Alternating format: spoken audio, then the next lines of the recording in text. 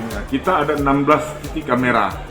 16 titik kamera di beberapa ruas jalan yang ada di Kota Madya Makassar. Memang saat ini Kota Madya Makassar atau Polrestabes, wilayah hukum Polrestabes Makassar ini sebagai pilot project. Pilot project yang mana ini merupakan program prioritas Bapak Kapolri untuk 100 hari, salah satunya yaitu penerapan tilang elektronik. Tilang elektronik, ini istilah ETLE. ETLE itu Electronic Traffic Law Enforcement. Ya, jadi penegakan hukum dengan menggunakan